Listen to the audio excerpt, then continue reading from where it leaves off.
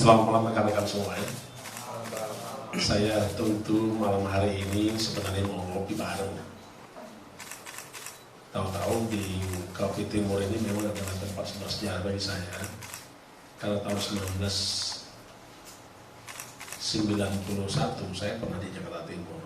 Jadi wilayah ini adalah tidak asing bagi saya. Dan malam hari ini berterima kasih kepada rekan-rekan semua yang bisa hadir. Saya sangat kaget, kok kenapa jadi ramai begini. Padahal saya janjinya cuma Pak Teguh sama kawan saya dari Aceh, nggak ada yang lain. Tapi apapun yang terjadi, tentu tidak ada yang secara kebetulan. Bahkan juga kadang terjadi tidak direncanakan. Malam hari ini saya tidak bisa memilih. Kenapa saya duduk di tengah di antara Mas Adi sama kawan saya, Akhirudin dari Aceh.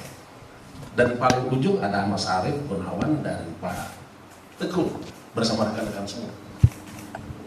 Itu karena kehendak Tuhan. Termasuk kawan-kawan yang malam hari ini hadir, itu karena kehendak Tuhan. Kehendak Allah SWT sehingga kita bisa ketemu malam hari ini. Itu yang pertama yang harus saya sampaikan. Yang kedua, kalau tadi disampaikan oleh Mas Adi itu adalah tanggung jawab Mas Adi sendiri itu. Karena tidak ada kita ingin bicara itu. Saya hanya ingin menyampaikan bahwa saya paham rekan-rekan mengikuti beberapa persoalan yang kita hadapi. Sebagaimana yang saya sampaikan dulu, bahwa proses ini sedang berjalan. Dan tentulah saya banyak berterima kasih kepada rekan-rekan media yang telah memberikan perhatian khusus kepada hal-hal yang terjadi di negara kita. Saya selalu katakan, mencerdaskan kehidupan bangsa itu adalah tanggung jawab kita bersama, termasuk rekan-rekan media. Karena itu, rekan-rekan harus betul-betul mampu mencerdaskan segenap anak bangsa. Saya agak kaget gitu mendengar berita hari ini bahwa permohonan Firly ditolak. Saya kaget. Karena putusan pengadilan tidak begitu bunyinya. Putusan hakim Pengadilan Negeri Jakarta Selatan menyebutkan mengadili pertama, permohonan pemohon tidak diterima, bukan ditolak, tapi juga tidak dikabulkan. Biasanya kan putusan kedua ditolak, dikabulkan. Ini ada yang di tengah-tengah, tidak dapat diterima. Penjelasan cukup, saya kira rekan-rekan banyak mengikuti. Tolong ini disampaikan lagi rekan-rekan. Permohonan pra-peradilan saya bukan ditolak, tapi permohonan pemohon tidak dapat diterima. Ini poin pertama. Poin berikutnya, saya menyampaikan kepada Hakim Pengadilan Negeri Jakarta Selatan yang telah bekerja keras, bersusah payah, terus-menerus siang dan malam, kita selalu mengikuti. Seperti yang saya sampaikan di awal, waktu saya memberi penjelasan dengan rekan-rekan media di Mabes Polri, mari kita ikuti proses hukum ini.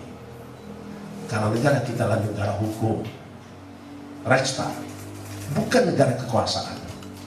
Untuk itu tolong kita kawal bahwa negara yang disepakati oleh para pendiri bangsa kita adalah negara kesatuan manusia berdasarkan hukum, Rechtsstaat, bukan Marstat, bukan para kekuasaan. Itu harus kawal oleh rekan-rekan semua. Dan tentulah kita akan ikuti proses hukum, due process of law. Kita berharap bahwa tidak ada anak bangsa yang terjerumus di dalam opini menghakimi orang. Karena pada prinsipnya penegakan hukum itu harus ada azas praduga tak bersalah, persamaan hak di muka hukum, dan haruslah juga mewujudkan tujuan penegakan hukum, diantaranya kepastian hukum, keadilan, dan kemanfaatan. Tolong tidak ada yang membangun opini menghakimi seseorang itu bersalah. Kita patuhi azas praduga tak bersalah, presumption of innocence, bukan praduga bersalah, presumption of guilt. Tolong ini dipahami. Selanjutnya saya juga terima kasih kepada ahli yang telah memberikan keterangan berdasarkan keahliannya. Saya kira ahli yang kami hadirkan cukup menjadi syarat-syarat ahli, karena ahli itu adalah seseorang yang bisa memberikan keterangan berdasarkan keahliannya. Saya tampilkan, saya undang, ada Profesor Dr. Romli Atmasasmita. Beliau adalah pembuat, penyusun undang-undang KPK, undang-undang tidak pidana korupsi. Saya kira nggak ada yang ragu dengan Profesor Romli. Yang berikutnya saya juga hadirkan Profesor Yusri. Semua orang paham siapa Profesor Yusri. Yang berikutnya ada juga Profesor Suparji, guru besar Al-Azhar. Ada juga Profesor Dr. Agus Rono.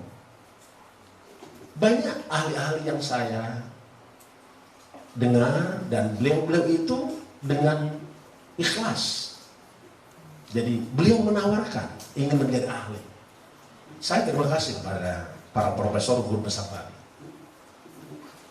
Walaupun hasilnya hari ini kita semua tahu bahwa permohonan pemohon tidak dapat diterima.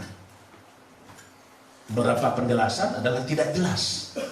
Saya jadi bertanya, kalau sekelas Profesor Yusri Romli menjelaskan sesuatu tidak jelas, apalagi saya yang bukan sarjana hukum. Ini perlu kita perdalam, di mana ketidakjelasannya. Ini yang menjadi persoalan kita. Bagaimana kita bisa mencerdaskan kehidupan bangsa itu. Selanjutnya saya juga menyampaikan terima kasih kepada rakyat Indonesia yang telah memberikan dukungan, perhatian kepada upaya-upaya KPK pemberantasan korupsi. Saya tentu besok tanggal 20 Desember 2023 itu genap 4 tahun saya sebagai ketua KPK. Karena saya dilantik pada tanggal 20 Desember 2019. Artinya besok genap ini 4 tahun. Ya hitung-hitung kita hari ini 4 tahun dengan ketua KPK Firly Bahuri. Saya kira itu. Dan nanti kita evaluasi bagaimana. Kalau catatan saya, cukup banyak orang yang ditahan oleh KPK selama 4 tahun. Saya ada datanya, nanti saya bisa kasih rekan-rekan semua. Karena ini tidak ada persiapan, jadi mohon maaf saya nggak bisa bawa data. Kalau saya tahu bahwa akan ada cerita seperti ini, tentu saya siapkan dulu data saya.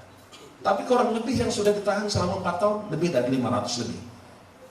Dari jumlah 1.600 tersangka selama KPK berdiri. KPK berdiri sejak 2003. Bapak-bapak, ibu-ibu, rekan-rekan sekalian bisa bayangkan. 2003 sampai dengan 2003 berarti 20 tahun. 1.600 orang tersangka, kurang lebih. Sementara selama saya ketua KPK 4 tahun, lebih dari 556 orang yang kita tahan. Artinya lebih dari 1/3 jumlah tersangka orang yang ditahan oleh KPK dari selama 20 tahun. Itu saya kira yang perlu saya sampaikan. Yang berikutnya tentu kita juga paham bahwa mengukur prestasi berhasil atau tidaknya pemberantasan korupsi itu tidak hanya dilihat dari jumlah orang yang ditahan, tapi bagaimana kita bisa ukur tentang kesadaran rakyat Indonesia, penyelenggara negara, siapapun yang mengaku anak bangsa Indonesia, menyadari akan yang disebut dengan perilaku anti korupsi, yang diukur dengan cara indeks perilaku anti korupsi. Nah kalau kita lihat IPAK itu, indeks perilaku anti korupsi Indonesia itu tiap tahun meningkat. Saya ambil contoh sejak tahun 2019 itu di angka 3,70. 2020 naik 3,78. Tahun 2021 naik 3,83. Tahun 2022 naik di angka 3,88. Mudah-mudahan saya tidak salah. Dan hari ini angka kita indeks perilaku anti korupsi di angka 3,92. Itu yang ingin saya sampaikan, bahwa pengukuran perilaku anti korupsi itu meningkat. Artinya kesadaran masyarakat itu meningkat. Dan itu dilakukan, bisa dicapai karena beberapa kelompok dilakukan oleh KPK.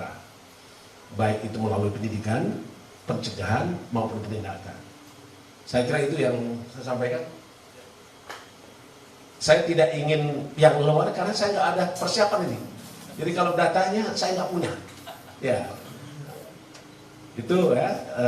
Terakhir dari saya, ada satu yang harus kita pedomani juga adalah bahwa seperti yang saya sampaikan, saya menyampaikan ucapan terima kasih kepada hakim yang telah memutus suatu persoalan hukum, dan tentu kita hormati itu karena sesungguhnya doktrin hukum kita yang kita kenal adalah ius curia novit, bahwa hakim adalah seseorang yang lebih memahami atas perkara yang ditanganinya.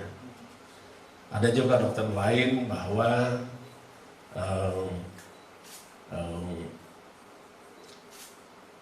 hukum harus tegakkan sekalipun langit runtuh, yang kita kenal dengan res judicata Robert Silent. Saya kira itu yang ingin saya sampaikan. Terima kasih. Saya kembalikan kepada Pak Teguh mungkin. Baik, terima kasih.